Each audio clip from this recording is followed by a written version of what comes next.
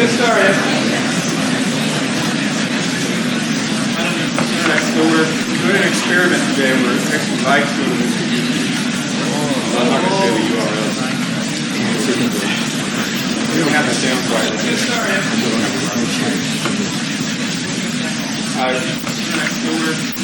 Today it's live streaming for live version. I'll tell you where to look at. I'll email out. We have an assignment out which is due tomorrow. Are there any questions or problems?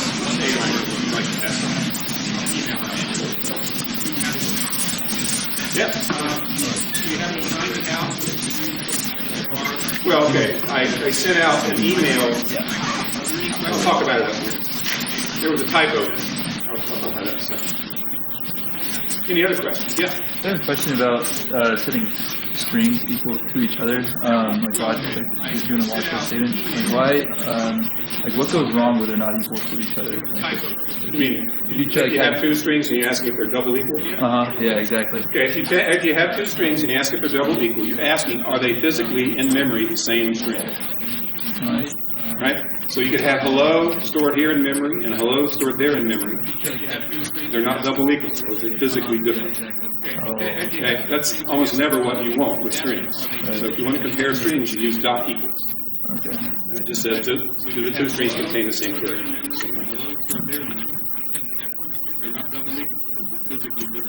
Okay? Unless you really know what you're doing, you typically don't want to use double equals on options. Just don't bring it down.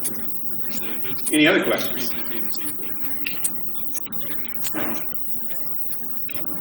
Yeah. Give a little direction. Unless you really know what you're doing, you can start approaching that.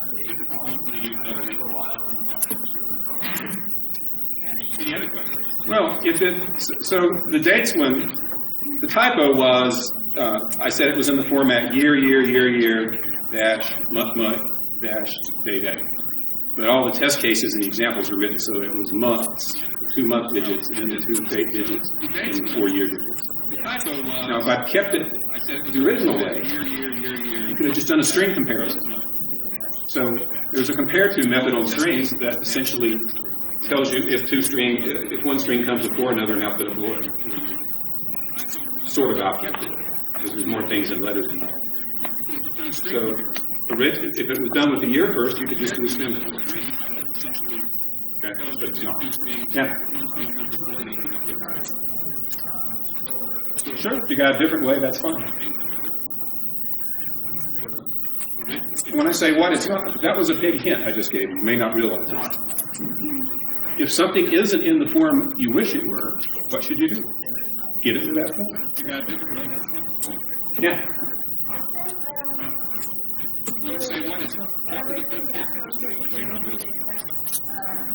If something isn't in the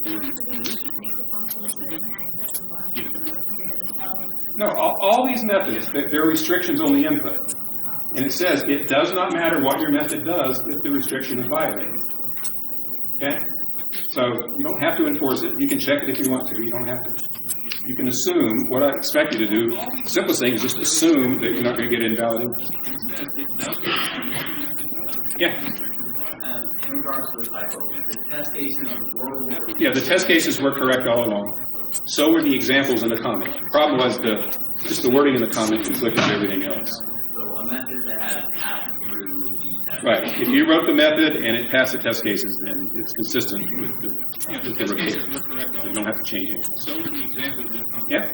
Is any part of our grade depend on how good our solution to a problem is? How what? How effective, how good the way we solve the problem is. Okay, so he's asking, is part of your grade based on how good the solution is? Well, part of your grade is based on how attractive your solution is. If you hand in something that's not invented, or if you use core variable names, that sort of thing, there's always a potential for getting a deduction for that.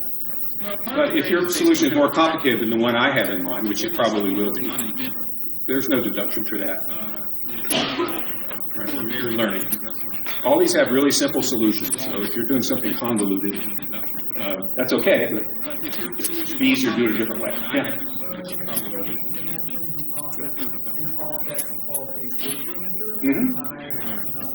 Always have really. Okay, so he says you haven't. He's asking about big integers. Said you've never heard of it before. Well, you have now. And if you Google Java big integer, you can learn all about it. Okay. So, right. I never talked about big integers in class. I can't possibly talk about all of the things in the Java library. You need to get good at finding them and learning how they work on your own. This is your first experience. Yeah? So, right, I never talked about big integers in class. I can't possibly talk about all of the things in the Java library. You need to get good at finding them and learning how they work on your own.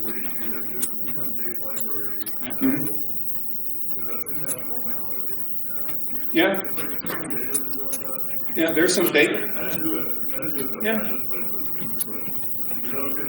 Yeah, so he says he's noticed there are various date classes in the library, and if you can figure out how to use one of those to solve that date problem, that's fine. Yeah. Yeah? Yeah, there's some data. Yeah. I looked a little bit to try to so he says he's noticed there are various date classes in the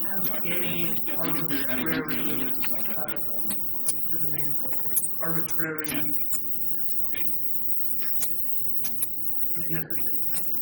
for number. Arbitrary significance for number? So like if it were Python numbers which are arbitrarily larger. Okay. No, so he's asking about the size of numbers. Ints in Java are 32 bits. That means that the largest one is a little over 2 billion, and the smallest one is a little less than negative 2 billion. That's what you get. So if your number's bigger than that, you're out of luck. Well, big integer the big integer class is arbitrarily large units. Yeah.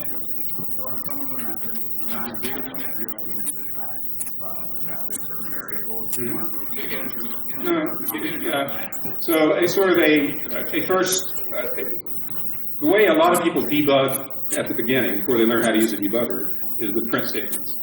I'd like you to take those out before you enter them in, because the specification doesn't say anything about the method printing anything in first. So it's a mistake to print something. The way a lot of people debug at the beginning before they learn how to use a debugger. Next week's lab will be about using the debugger. Take those out.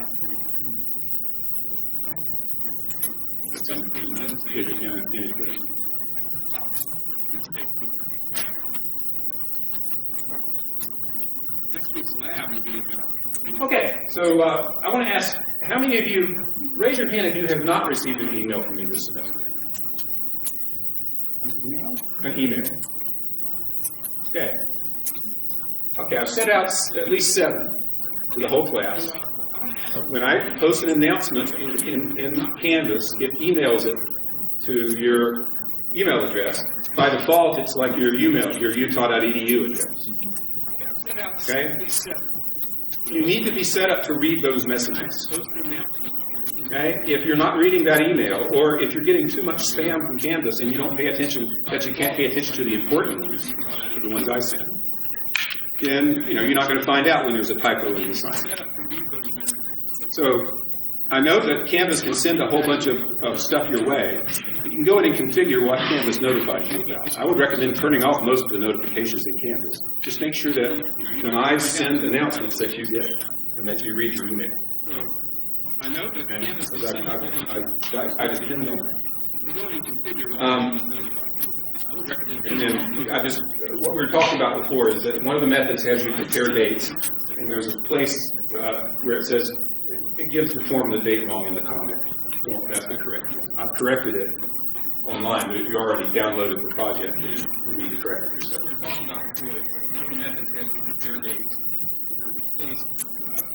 Okay, we've been talking a lot about expressions, and we looked at all different kinds of expressions. What we're going to look at starting now, there's not a whole lot more to say about expressions. There are a few more different kinds, but we're going to talk about statements. So statements are important because that's what methods are made of. Methods, when you write a method, inside the braces, there's a list of statements. So that's what methods are made for. How many methods how many different kinds of statements have we encountered so far? What can you put in a method that we talked about? Yeah? You can make it print something. Okay, he said you can make it print something. Okay, what else can you do? Yeah. You can declare a variable. What else can you do? Yeah? Return the output from a function. You can return, you can have a return statement that says what it is the method is supposed to return. Yeah? Say again? Right, assignment. You can change the value of the variable. So those are the four kinds of statements we've looked at. Variable declarations. So in a method, you can declare what's a local variable. And what makes it local is it's only valid inside that method. Outside, the other methods can't look at it. So you can do variable declarations. You can do assignments. Change the value of a previously declared variable. You can do method calls. Just a plain old method call. Like you can call show message dialog. Now, you shouldn't call any old method all by itself as a statement. What's wrong with that second one? Why wouldn't we just put that as a statement for math.square root of 17? Yeah. Right.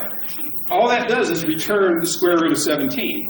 And unless we print it out or put it in a variable or add it to something and then put it in a variable, there's no point in doing that. And the compiler's smart enough to look at that and say, that's pointless. Right? You're not doing anything with the answer. So if that's pointless, why is the first thing not pointless? Because show message dialog. What's different about it? Yeah? Dialog will create a interface. Right. Something happens. It does something other than compute a return value. In this case, it displays a dialog for you. If something changes, it has a cycle. So if you have a statement that's just method call semicolon, then it better be a method call that does something, changes something about the computation. In this case, it displays a dialog. And then there are return statements. They come in two forms. So you might see return true, or return 1, or return pi, or return a string, or return a character. When do you see those types of return statements? Yeah. Right, when the method's not void. So if the method's declared to return an int, you would expect to see something like return 2. If it's declared to return a Boolean, you'd see something like that return true. So the type of the expression you're returning has to match the return type of the method. And then if your method is void, you can just say return. So there's no value to specify. And when you hit a return statement, in either kind, the method is over. Now with void methods, you don't have to put the return in if you don't want to. When a void method hits the end, when it hits the end of the method, it automatically returns if it's void. If it's not a void method, you need a return statement because you got to say what it is you're returning. So you'll often see me leave the return out on like your main method. It doesn't return it. So what programming boils down to, at least when we're talking about methods, is you've got a method, you want to do a certain thing. You've got to figure out what statements to use to meet your goal. That's programming. Now, we do lots of examples, and a lot of times those students, I will do some example in lecture, and then I'll give an assignment, a method on an assignment that, to my mind, is virtually identical. And yet students will complain that it's unlike anything they've seen. So here's the thing. We'll do lots of examples, and I'll give you advice and show you common patterns. But really, every method is a little invention. At first. When you get experience and you've done a lot of things, and you've written a lot of different methods, you start to get good at just instantly knowing how to do something. But at first, when you're writing these 10 methods on the assignment, you've got to put a lot of thought into it, even though they're simple. So don't think that programming is a rote process. It's not. It's a very creative process. Sometimes it takes leaps of creativity to figure out how to do something. You have to think about it for a while. And if you get into the habit of asking a TA every time you get stuck, you will never have one of those leaps. And you won't develop that ability. So you need to start early enough so you can think about it when you get stuck. If you haven't started on assignment 2 yet, you've waited way too long. All right, we're going to talk about two different kinds of new statements today. And then we can really get going with writing more interesting programs. The first thing we're going to talk about is the conditional statement, or an if statement, or an if-else statement. Various names for it. And programs would be pretty limited if you can't make choices. You know, if programs couldn't do different things depending on the values of different variables, for example, it'd be hard to write very interesting programs. And so a conditional looks like this. This is in its fullest form. So if, and then a Boolean expression in parentheses, then some statements surrounded by braces. And then else if, Boolean expression statements. And you can have multiple else ifs, and then it ends with else. So essentially, you've got to have one of those. You've got to have that part. You can have 0 or more of that part, and that part's optional. So a completely stripped down if statement would just be if expression statements, nothing else. Or you could have if else, or you could have if with a bunch of else ifs. Various ways to do it. So what does Java do when it encounters an if statement? What happens? You read about it, yeah. It evaluates the Boolean expression. Okay, the first Boolean expression evaluates. Yeah. If that's true, let's do the statements under it. Okay, so if that first Boolean expression is true, maybe the expression is n greater than 2. So saying if n is greater than 2, let's say n is 3, then it's going to evaluate the statements in that first block, right under the if. And after it's executed those statements, it skips the rest of the if and goes to whatever's underneath it, whatever comes next. So one thing about an if, it won't execute more than one of those blocks. Now, someone else tell me, what happens if that first conditional was false? Suppose n wasn't greater than 2. Yeah? So it will go down to the next, in this case, it would go to the else if, and test that condition. And if that's true, then it's going to execute the statements under that condition. Now, what if that's false? What would happen in this case? Yeah? Okay, so if it's looked at all the Boolean conditions, so it's the if wasn't true, the else if wasn't true, the next else if wasn't true, and now there's an else, it unconditionally does that. So it would do the last block statement. If there's no else, if it has to be an else part, then it may be that none of the statements are executed. But you never get more than one block being executed. So that's sort of the generic look of a if statement.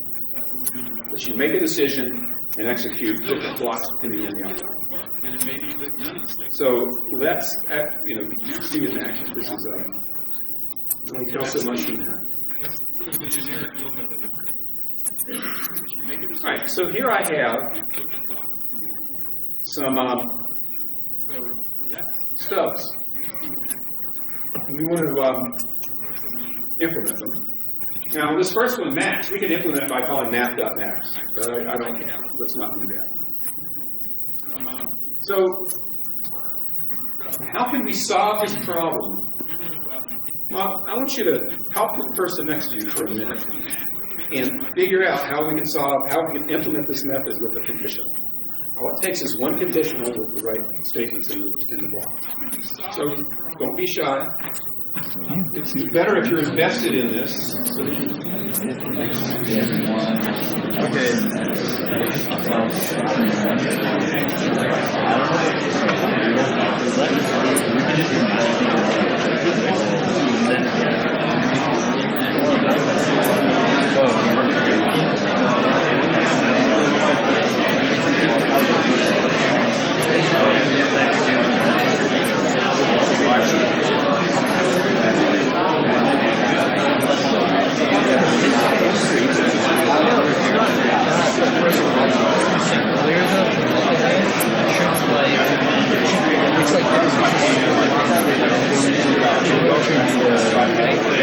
What if you had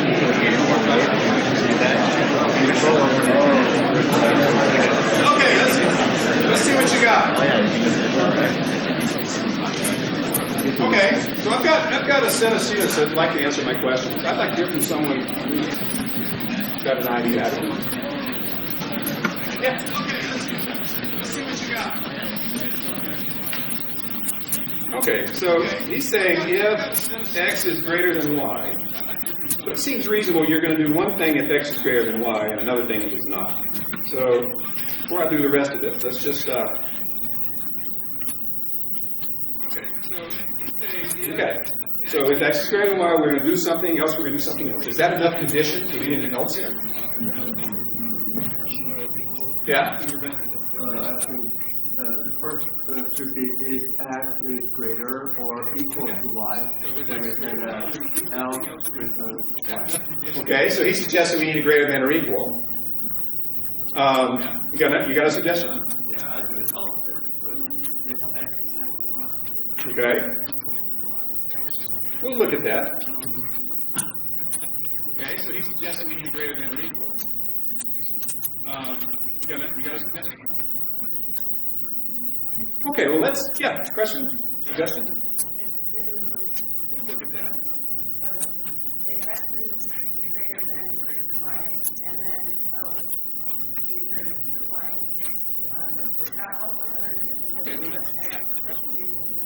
right, so you're, what you're observing is that else if is not needed, but we'll see why here. What should we do if x is greater than y? What action should we take? Right, we know the answer. It's x, so we just return x. And the method's over. Even though we're returning inside the if, method is over. Even if there were more statements following the if, method is over. What should we do if x is equal to y? We know the answer. Pick one. They're equal. Doesn't matter.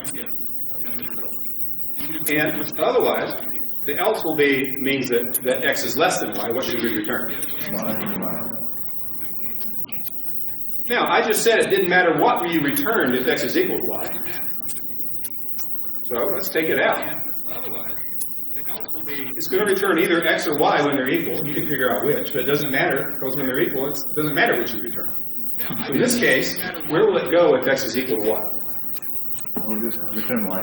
It'll return y, which is the same as x in that case. What would happen if we changed it to this? It would just return x when x and y are equal. And again, it doesn't matter which you return. Right? So that's about as simple as a conditional gets. Two cases, and the expression, the Boolean expression, is very straightforward. So let me pause here and see if there are any other questions or suggestions about this one. Yeah. So, on like a hypothetical example, you want us to put the bracket and there's only like one statement.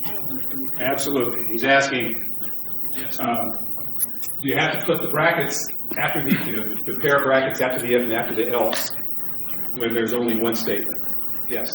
I think it's a good habit to get into.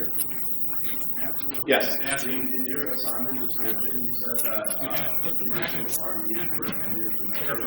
That is Will we get marked down as the conditions? okay, so what he's asking about is on PS2, I said that you don't need to use conditionals or loops. You can do it without it. But no, you won't be marked down if you use them. His question. Yes. Is it possible to have a method that can return two different types? Like say, for example, if they're both equal, I want you to return the string neither or greater. No. So he's asking, can a method return an int sometimes and a string another time? No. It has to return what's advertised in the header. So in this case, it has to return an int. Now, I have written some unit tests. And I have a test case for max. So let's run my unit test. So there's my unit test. And you can see I have something that tests max, the two parameter max. And that's all I care right now. So to run a unit test, you just display it like I did here. Run it. And over here pops up a I just ran one of the tests. I'm not sure why I did that. Okay. So there it ran all the tests. These are all methods I plan to implement today. They all failed except one. And the one that passed was max 2. Because it has a little green. It's hard to see. Hard for me to even see it, but there's a little green check mark. So when you're working on an assignment, when you run, gave you unit tests, test cases for all those methods. Before you start, if you just run the test cases, you'll fail all the tests. All the stubs aren't correct. As you implement your methods, run the test cases, and hopefully the one you're working on is now correct. So this passes all the tests. Now, let's go put a mistake in here. Suppose we messed up and did that. Presumably, when I run the test cases, I'm going to right click on this and say run. I'm going to run the test case for Max. We'll fail it. How did that happen? Wow.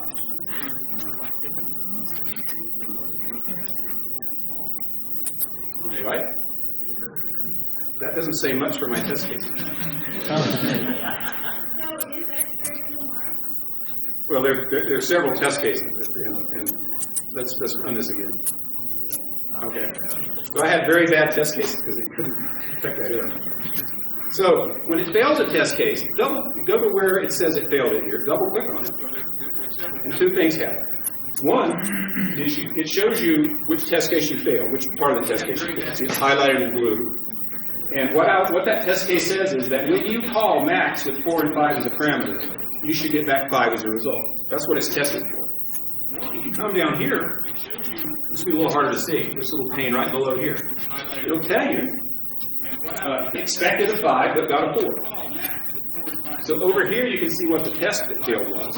Down here you can see what was expected and what the method actually returned. That helps you find out what's going wrong with your method. Now, I've encountered more than a couple students whose reaction to the unit tests was to start copying and pasting them into their code. That's not what it's for. You just run them. And in the end, you want to see a nice green line on top, not a red line. Okay, so I just wanted to show you how to use this. We'll look at more of this in detail later. Eventually, I'll have you writing your own test cases. Any questions about the unit test feature? How to use it? Okay. What I do is first time I run it, you just got to run it from up here. After that, you can run it using the controls here. You can right click and run specific tests. Okay, so let's put this back so it's right. So it should return right. Now, what happened when I unexpectedly passed my tests, even though the method was incorrect, is an important lesson. You cannot show that a program is correct by testing it. What can you show by testing a program? You can show that it passes the tests. That's true. But what you can show is that it's incorrect. Test cases exist to find problems in programs. And given that I have a set of test cases which fail to find a problem for a very simple mistake, it's a bad test. Test cases didn't find an error. Good test cases find mistakes. Given that I have a set of test cases. All right, let's look at another example here. What about computing the largest of x, y, and z?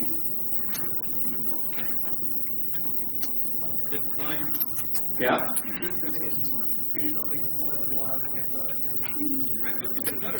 Okay, so how many cases will it be this time?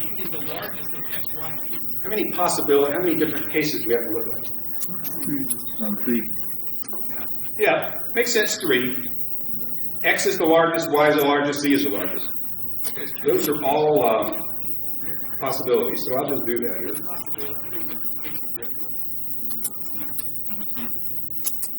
Yeah, makes sense, 3. X is the largest, Y is the largest. Now, let's say in this case, we want to return X. So we're going to have a condition here that will tell us X is the largest. And let's say there we want to return Y, and now we want to return Z. So we got to figure out what would tell us that X is the largest. In this case, yeah. I would put in there that if X is greater than Y, then double and X greater than Y. All right. So if we know that X is greater than Y and X is greater than Z, then we know X is the largest.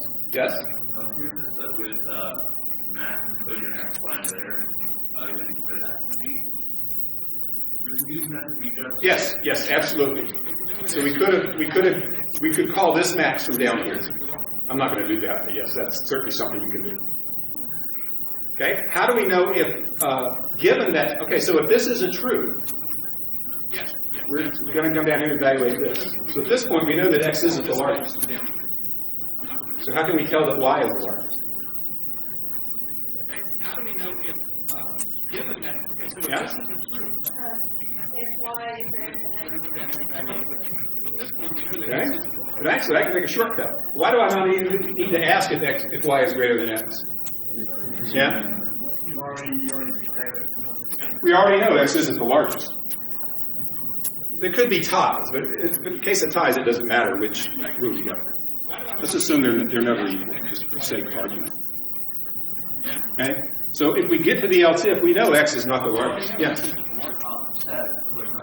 It's possible the first test that failed if e is greater than x, but So what if z is the largest? Well, that's fine. If z is the largest, it's going to fail that comparison, y greater than z. So if we get to the else if, we know it's either y or z. So we just say, is it y? And if it's not, we return z. Now, we could have put if y is greater than z and y is greater than x, return y. That's fine. This is just slightly more efficient. So very simple. All right, let's see how we're doing here. So I will come up here and run all the test cases. Y is greater than z and y is greater than x. You must have one selected. Run it this way. Okay, so now test max 2 and test max 3 pass those test cases. So we're making progress. I got one last one here. A method that returns the square root of the absolute value of its parameter. So if you give it 9, it should return 3. If you give it negative 9, it should still return 3. And there is a square root method you can use, map that square root. So, how many cases should there be in a conditional here? You don't need conditional. Well, he's saying we don't need a conditional. And one way I can think of it is to take the absolute value and then take the square root, and that would work. But since I want to illustrate conditionals, let's say we're not allowed to take the absolute value for the sake of argument. Okay, so there's lots of ways to do it. He said, if it's negative, you got to do something different. Well, let's do it this way. If x is less than 0, I'm going to show you a one-way conditional. How can I get by without any other else or else if here? If it's negative, you got to do something different. Let's do it this way. If x is less than 0, I'm going to show you a one-way conditional. Okay. So I want to put something in those braces so that if x is less than 0, the right thing happens. Yeah. Well, yeah. So in other words, you're saying to negate x, right? This is another way to do it. So if x is less than 0, well, negate it. And then return the square root of x. So what will happen if x is positive to begin with? It'll skip this and go right to the return. If it is negative, it'll negate it and then proceed and do the return. So sometimes you just need a one-way condition. Now there are other ways we could have written it with a two-way conditional, but I'm just trying to put a little variety over here. Skip this. Right? And now we're passing that test as well. So that's the basics of conditional. We'll make much more use of them today. Are there any questions I could answer about it? Yes. So we have the logical AND operator and the bitwise AND operator. Okay, he's asking about the difference between double AND and single AND. I can talk to you that after class. I don't want to spend time right now. Yes.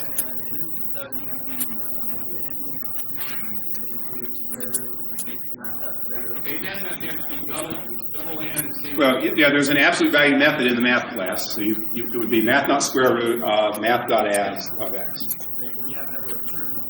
With a return in front of it. Yeah.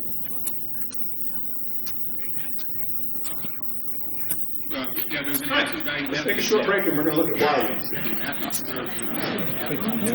Just leave it going.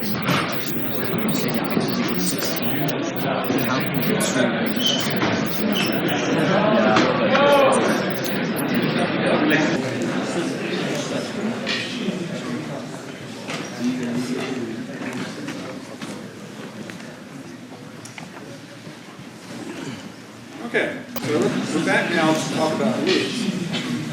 Get to it.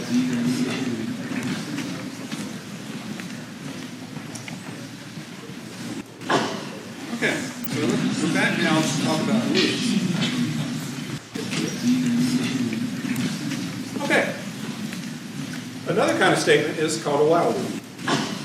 Okay, so we're back now to talk about loops. This is its form. It's actually simpler to look at than the condition. Okay. And the way a while loop works, another kind of statement is called a keyword while, and then again in parentheses. People forget that. When you do an if for a while, you need the condition in parentheses. Condition. Okay.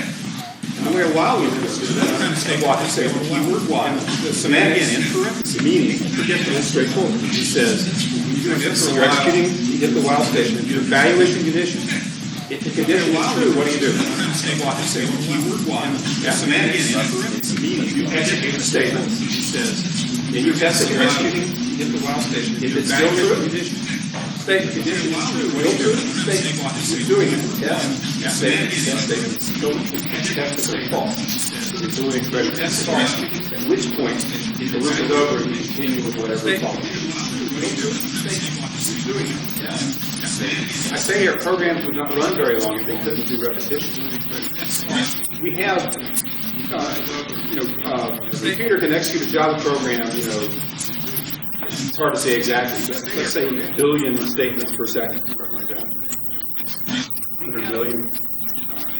So if you didn't have repetition and you wanted a program to run for a second, how many statements would you have to run? It execute, say, a billion a second. That's probably no rare. Right? I'm not saying there are no billion-line programs. They're pretty rare. And yet, with loops, so obviously loops are important. Silly to be writing a billion-line program. Let's look at some loops in action. Let me see if there are any questions about this, about how loops behave before we actually start writing. Yeah. Let's look at some loops. Let me see if there are any questions about how loops behave. You're asking an example of what goes in the expression? Yeah. Yeah, it's easy to explain what the conditions look like by looking at specific examples. I mean, right now this is pretty abstract, so I think it'll make more sense when we look at the examples. Yeah. Yeah, it's easy to explain what the conditions look like by looking at specific examples. I mean, right now this is pretty abstract. Well, one she's asking about, can you say how many times the while loop must run? Yes, there's a way to accomplish that, to have it execute a fixed number of times. We'll see an example of that, yeah? Can you combine a while loop, so like while, Sure. What statements can be combined anyway, so you can have a while loop that contains an if inside. You can have an if that contains a while. You can have a while that contains another while. Sure. Now, before anyone asks, so you can have a while loop. There are other kinds of loops in Java. There are for loops, and there are do while loops, to name two. And people always want to ask, impatient, I guess, for me to get from while loops to something else. But for now, we're just going to talk about while loops. They're completely general. The other types of loops just make it more convenient to do certain things. Anything you do with those other kinds of loops, you can do with while loops. Yeah. Are there any loops that are like the best to use? He said, are there any loops that are the best to use? No. When I write programs, just depending on the situation, while loops, sometimes while loops are simpler, sometimes for loops are better. Very rarely do while loops are better. But for right now, let's just worry about while loops. All right, let's look at the example. So now we go to this one here. Enumeration loop comes out of it. So, let's look at, here's a method I already wrote. It's not a loop. It's a method that it takes in a start, and it prints out the next four integers. That comment's wrong. It's a method that it takes in the next four integers beginning with start. So it prints out start, and then start plus 1, and start plus 2, and then start plus 3. So whatever you give it 100 as a parameter, it's going to print out 100, 101, 102, 103. That shouldn't be that's not a very big mystery.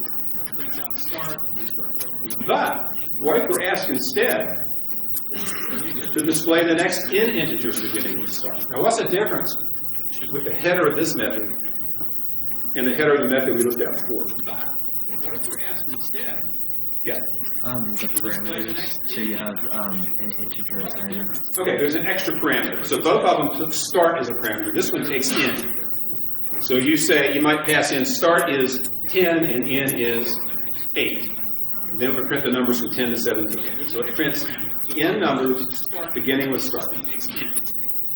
The other one just always did 4. So to do this, we need to use a while loop or something like it. And there are lots of ways to do it. The other one just always did 4. So to do this, we need to use a while loop or something like that. Let me show you one way. It's sort of a common way to do it. And this, I think you're the one that asked the question about, can you make a loop run a fixed number of times? So I'm going to create a variable called I, and I'm going to say I equals start. And then I'm going to say while I is less than something.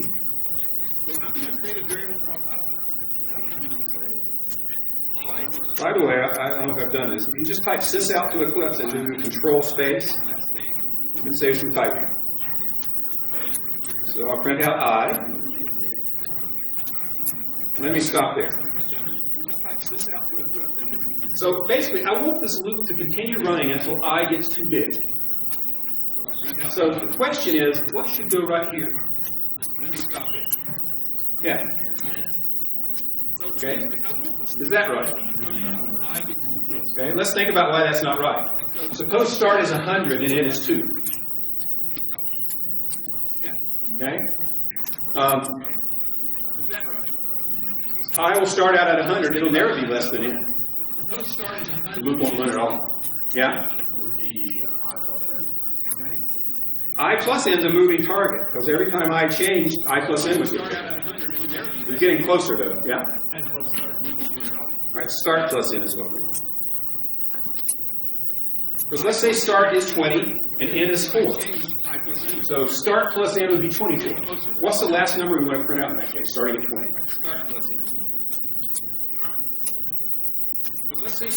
If start is 20 and n is 4, what numbers do we print out? Yeah? Right, we print out 20, 21, 22, 23. And that's the last number that's less than the 24. So we never print out the 24.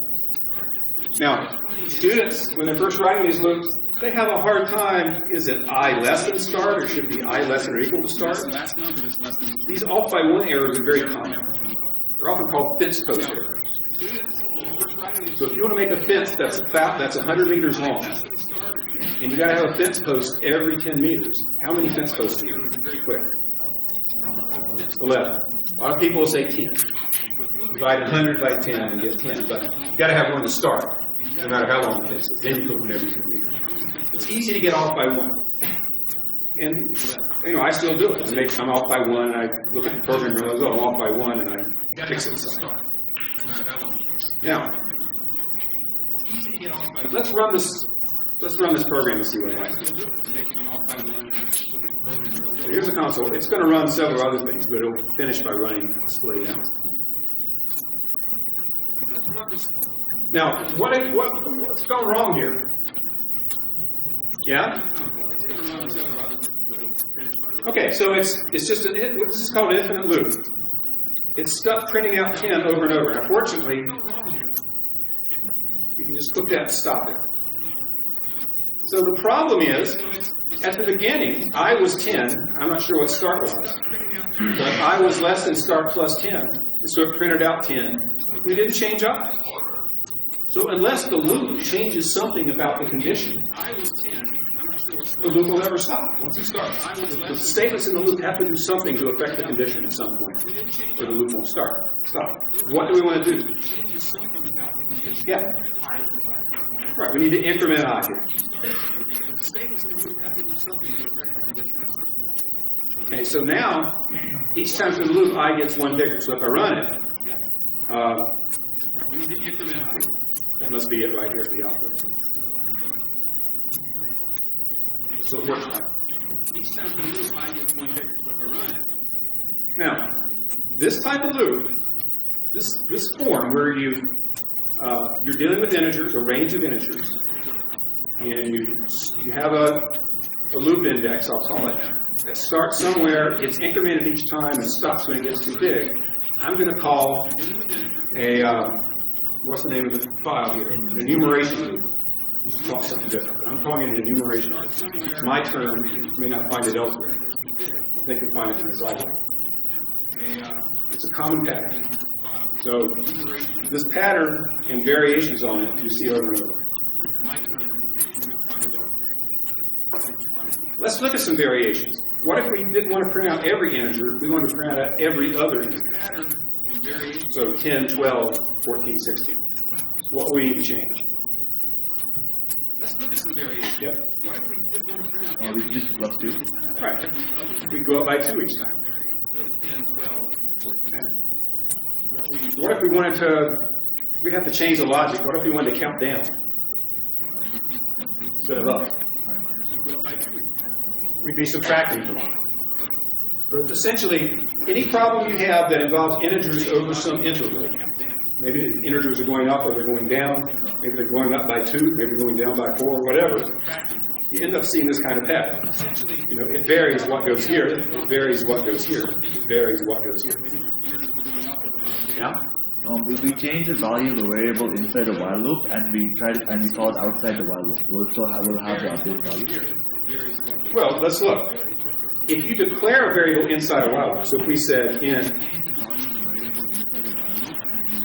equals 3 for some reason, the variable that you declare is only visible inside the tightest braces that contain it. So n would not be visible outside the loop.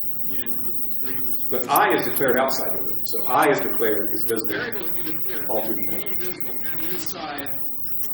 Okay, so that's one kind of accumulation loop. Let's look at a different kind of accumulation loop. Not accumulation, enumeration loops. They look different depending on whether you're iterating over an integer interval, or iterating over a string, or iterating through a scan, or as we go forward, list, arrays, whatever. I want to display every character of S. So if I give it the string hello, I want to print out H-E-L-L-O, H on the line. And we're going to use a while loop to do that. In fact, we're going to use an enumeration loop. The pattern is going to be different because we're not dealing with integers anymore. We're dealing with a string. So let me show you what that looks like. Again, we have an index variable. While something is true, we're going to print out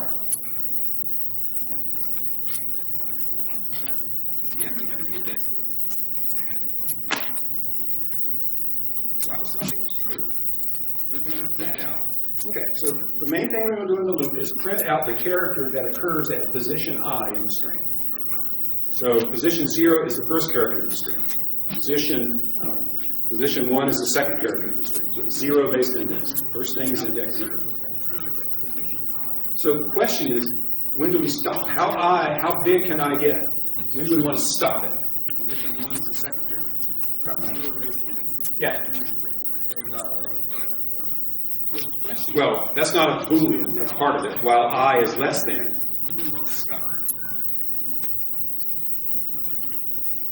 the length of the string. If you have a 10-character string, what's the index of the last character? 9. They run 0 to 9. The length is 10. So while if you're trying to move through the string with this index, 9 is the last one you can use. When it gets as big as the length, you want to stop. Now, if we run this, same thing's going to happen that happened before. We wrote an infinite loop that's always printing out E, in this case. And it's the same problem. You've got to increment the loop index. Now when I run it, and it's the same problem. Just printed out element. That is what an enumeration loop looks like for strings. You have an index variable, and you march through the string. Keep incrementing the index variable until you run out of string. Each time through the loop, you deal with a different character. So with integers, each time through the loop, you dealt with a different integer. Here, each time through the loop, you deal with a different character of the string. Right?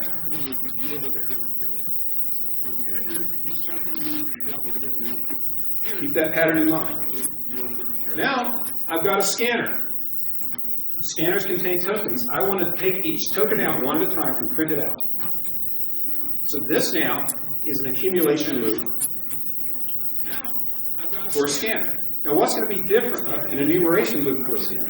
What's going to be different about this from doing the strings?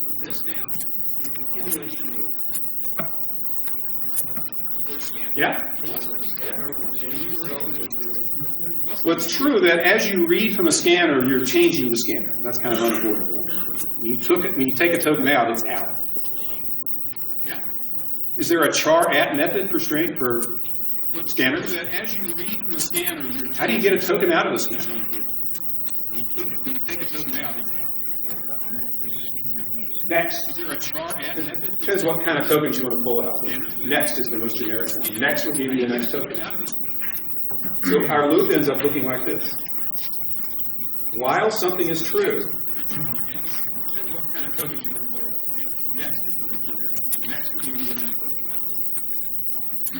print out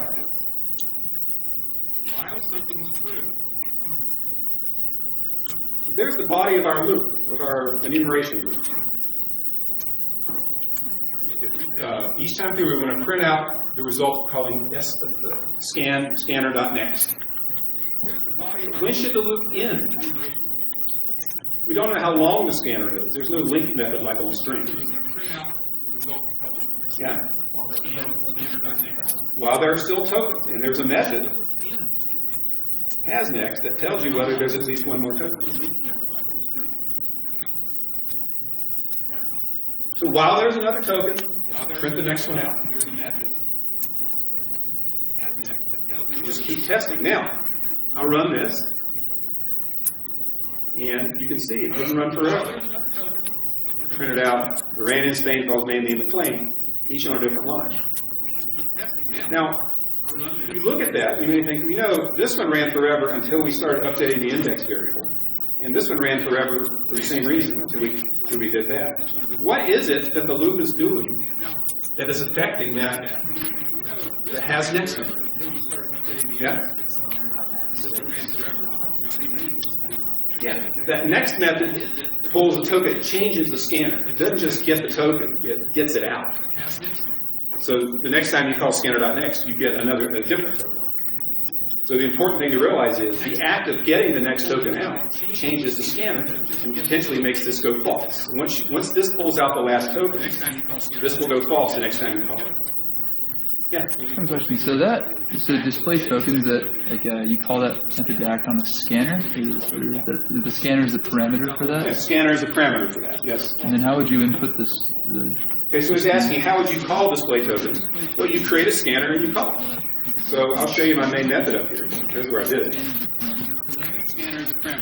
I created a new scanner, and I gave it a string to read from. That's one way to construct a scanner. You have it read its tokens out of the string, and then I pass it to display token. You can also use system.in as a parameter to a new scanner. Then it would be getting its tokens from the keyboard. Or you can have it read from a file. There's lots of ways to do it. But fundamentally, I just created a scanner and then passed it in. Okay, so what we've looked at is a prototypical enumeration loop for integer intervals and for strings and for scanning. And I just want to drive this point home here. Enumeration loop. So what makes it an enumeration loop? I call it an enumeration loop. It does something to every element in some collection, independently of any other element. So it's not like we're adding all the numbers up. We're finding the largest one. We're just printing it out. Doing something really simple to each element. All the other kinds of loops we're going to look at, all the other patterns we're going to look at, build on enumeration loops. You start with enumeration loops and you embellish it. So let's get the pattern down. So this is what it looks like when you're enumerating. You have an integer interval. You have a start, and each time through the loop, you do something with I, let I get bigger, and then you have a condition that stops it when I gets too big. So it's going to look something like that. Okay? So that's just meant to mimic what you saw before. Prototypical enumeration loop on integer interval. Here's the same thing for strings. Again, we have an index that will iterate. The index will increase from 0 until it hits the length of the string, which makes the loop stop. Each time through the loop, you extract a character with s.char out of I. And you have one to I. Now, what if I gave you an assignment that said print out the elements of the string in reverse order? Right? You can't say, okay, that's the prototype. I'm stuck adding one to I. What would you need to change? Yeah. So you would set I to s.length. Okay, you would start, instead of starting I at 0, you would start it at s.length minus 1, the last index. And you would decrement it until you reach -1, something like that. You have to run the I in a different direction. Now, to me, that's the same loop. To you, it's a completely different animal. No? But once you've seen that once or figured it out once, next time you see it, you go, oh yeah, this is just like a loop that counts up instead of counts down. Instead of starting at the bottom and going to the end, you start at the top and go to the bottom. Seen that once and figured it out. So you start with these patterns and you morph them. And there's the pattern we saw for scanning. You just say, while there's the next token, you do something with the next token. That's the simplest of all. There's the pattern we saw for scanning. Let's write some methods. You just say, while there's the next token, you do something with the next token. So let's go back here.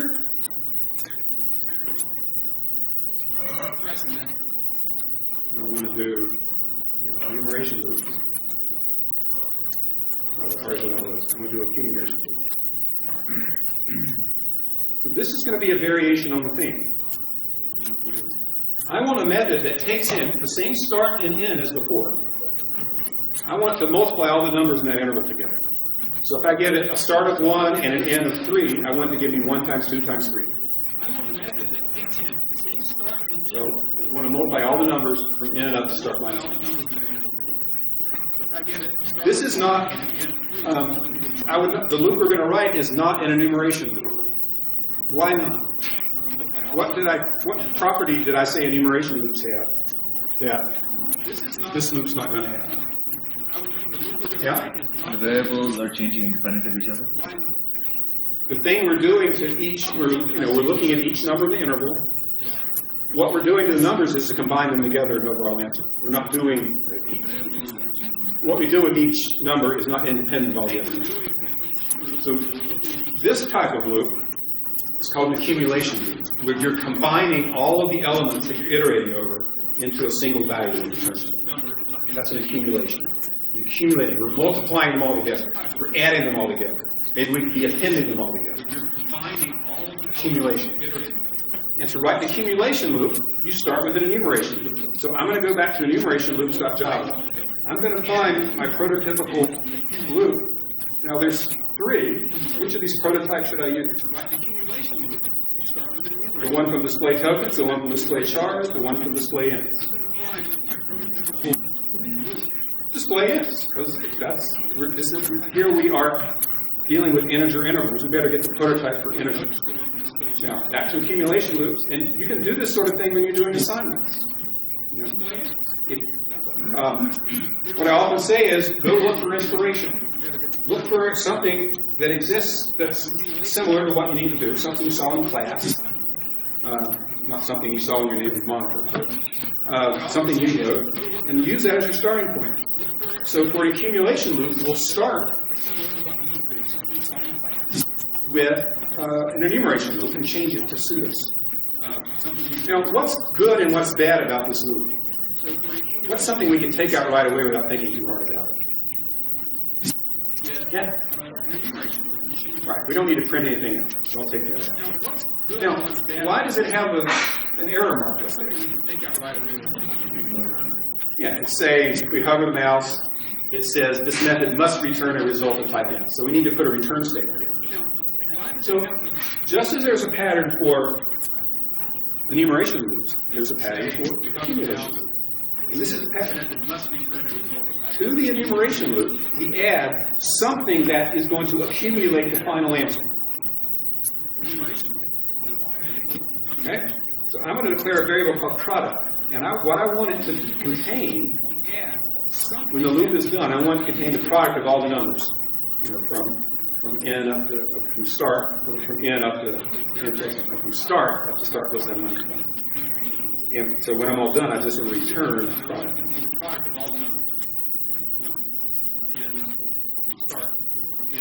And the idea is that we'll start product at some value. Each time through the loop, we'll multiply in the next number. Multiply in the next number. So what is it we want to do in this loop? Besides adding I to 1. What do we want to change about product each time through the loop? If in the end, we want everything multiplied together. Yeah. Right, we say product equals product times I.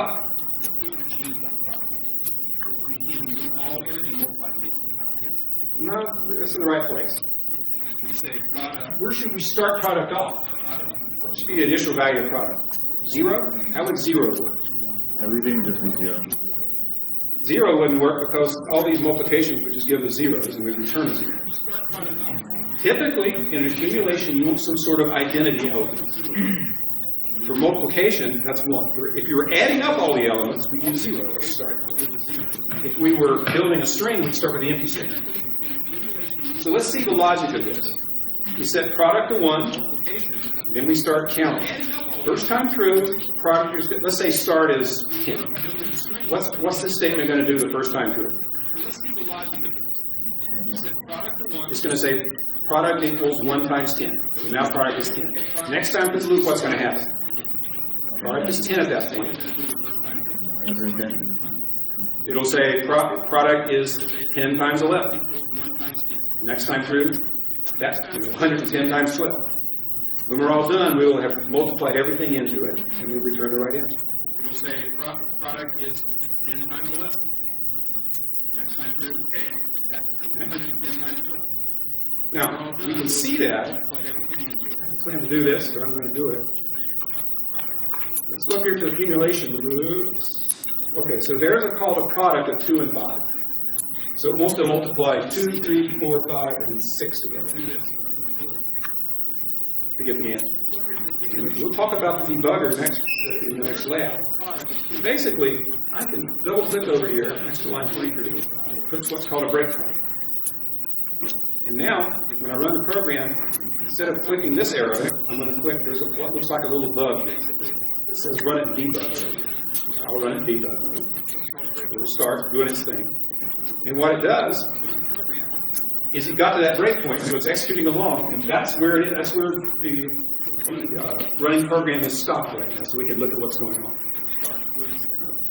I'll make that bigger. I guess that'll work right there. All right, so I can execute one statement at a time. So I just set product to 1. You look up here, there's product that became 1. You can see start is 2 and n is 5. What's going to happen when I execute the next statement? All right, so I can execute one statement at a time. So I just set product to 1. You look up here. Yeah? No, I'm not executing the highlight. Okay, I just did it by accident. What's going to happen when I execute the next statement?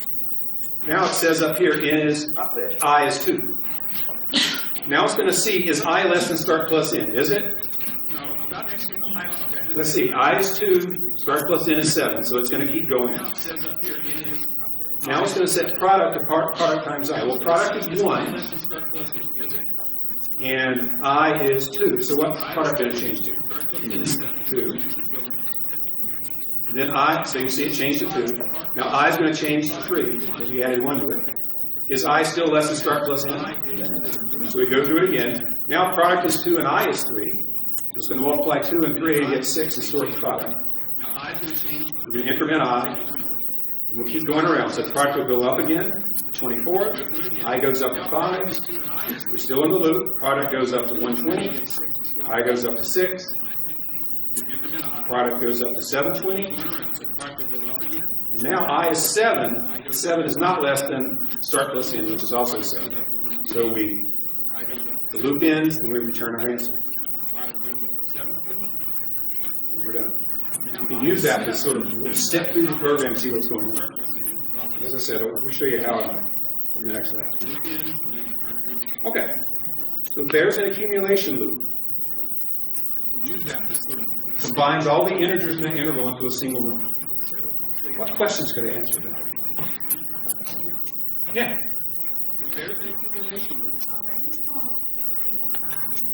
Why do I use I?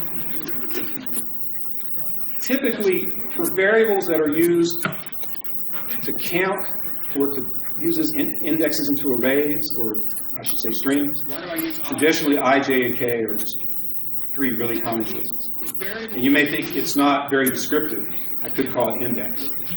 But it's used so universally that when you see I, J, and K, it's some sort of variable to control the loop. Yeah.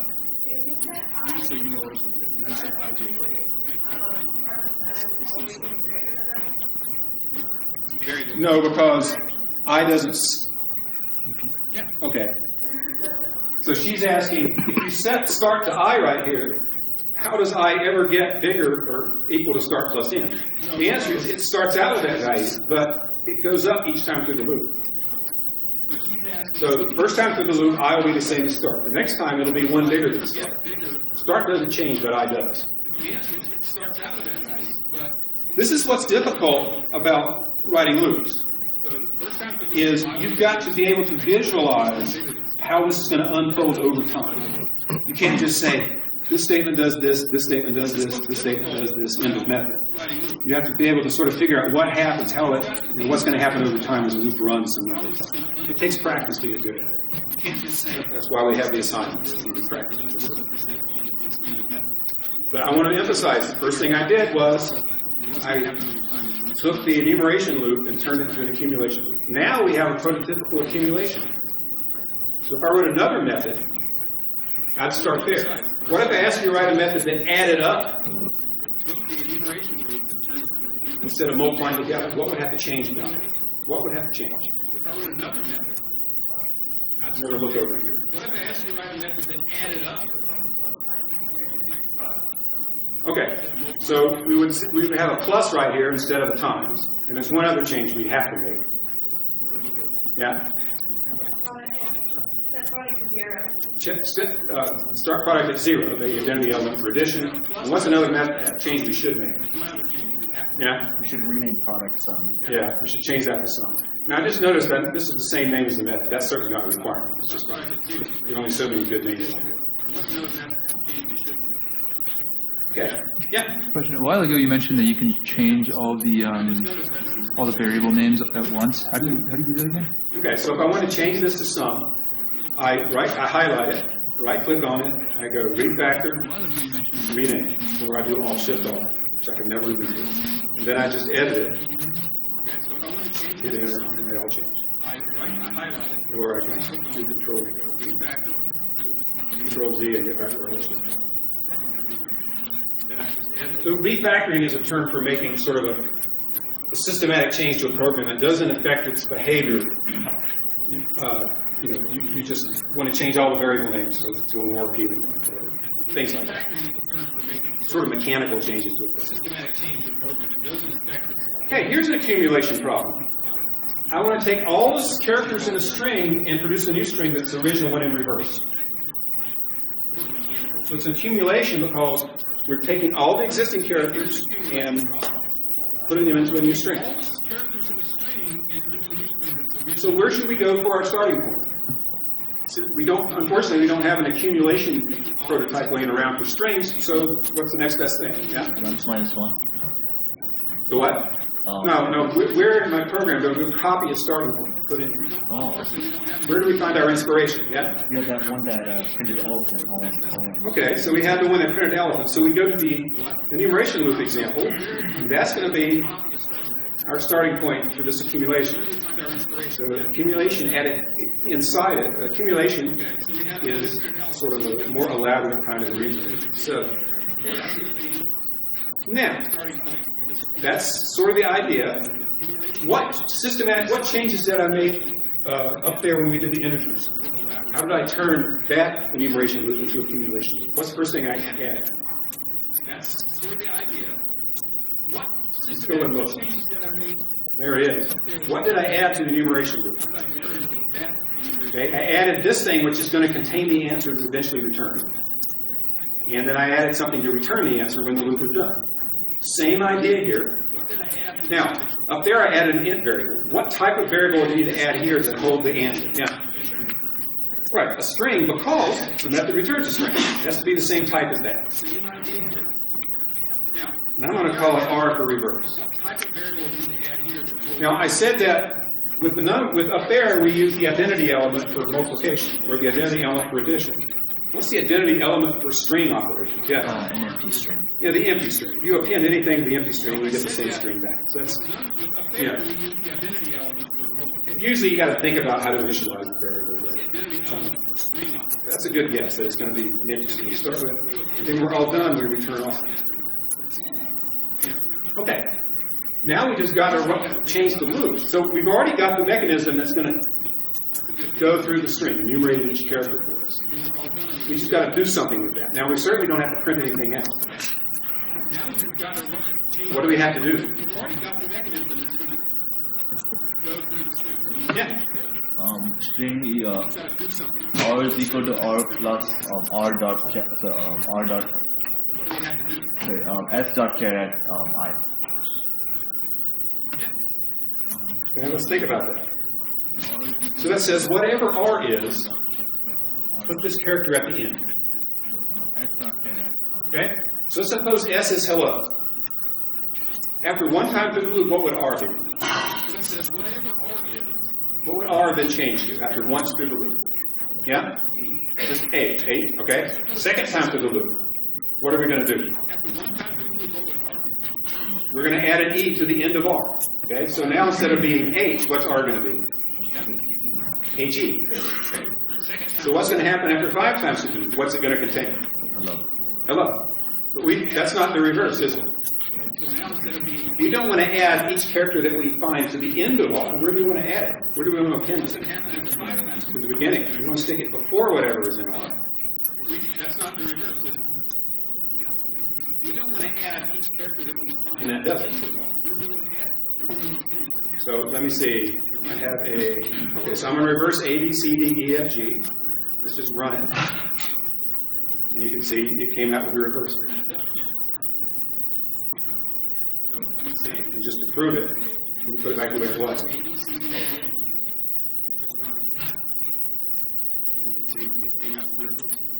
There we go. Same thing back. Yeah. Can we also start I as f star length minus 1 and then make it subtract and then do that? Yeah. So we could. He's saying, could we go from the end of the string to the beginning and then do his original append? Yeah, that would work. Okay. So that's what an accumulation loop looks like for a string. It's an example of an accumulation loop. Now, if I ask you to write another accumulation loop for strings, you might start with that. Now, I've only got like 2 minutes left, but I do want to complete this example. So I'll do this one fast. This one takes a scanner. It contains tokens. Each token has a link, it's a string. I want to add up the length of all the tokens in the scanner. So I say, okay, I don't know what an accumulation loop looks like, but I know what an enumeration loop looks like. So I'll just do my exercise. I'll copy the enumeration prototype. and I will put it here. Now, two things I have to add, one before, one after. What do I add before? I need an accumulation variable. But what type is the accumulation variable? Is it a scanner? How do I know the accumulation variable should be an int? Because the method returns an int. We're trying to obtain an int. And I'm going to initialize it to 0, because that seems like a good bet. And at the end, I'm going to return the accumulation variable. And then each time through the loop, I do not want to print out the token. What I want to do is take its length. I want to take the next token out. I want to obtain its length. Because it's just a string, so there's a length method on it. And then I want to say that the length variable is equal to whatever the length variable is right now, plus. So each time through the loop, we'll add in the length of the new next token. Add in the length of the next token. And when we're done, they'll all be added in and we'll return. So now you have a prototype for a scanner accumulation. Its starting point being like loops and blocking, accumulation loops and blocking. So let's stop there. If you have questions, come up here. It's over to you.